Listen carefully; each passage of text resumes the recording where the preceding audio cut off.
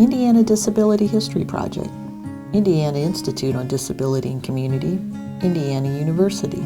Admitting children to institutions. Sue Beecher. In terms of children being admitted, I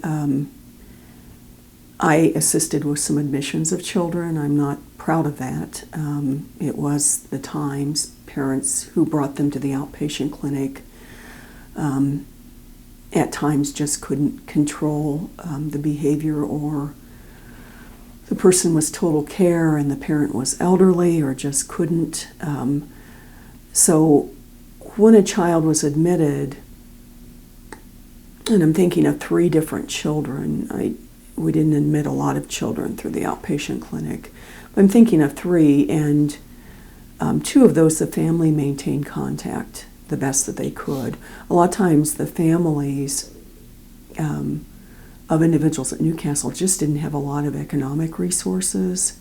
That was a rural area. A lot of the folks came from the rural areas, and parents didn't have a lot of cash flow to be able to, say, hire somebody to help take care.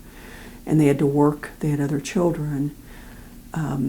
One young lady was almost total care and had a seizure disorder where she seizured continually. And the family would come. The family, her parents, her mother especially, very fond of her and obviously loved her.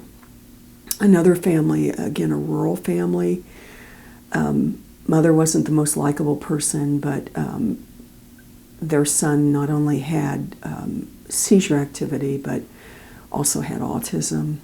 And I'm not sure we even knew it was autism at that time. And so he was a danger to himself and others. I mean, they just could not watch him. They lived on a farm, and there was a lot of work to be done, and they couldn't leave him in the house alone, and he was always in danger of hurting himself, or more so than hurting anybody else. And the 3rd child that I can remember just vaguely, I doubt that the parents had a lot of interaction with that person. And the trend back in the late 70s, early 80s was to place children, and at one point there were plans to expand the children's unit, double it. It was going to be named after Governor Bowen's first wife, Beth. And so the ground was broken for that building, but it was never built. Music, Redwood Trail.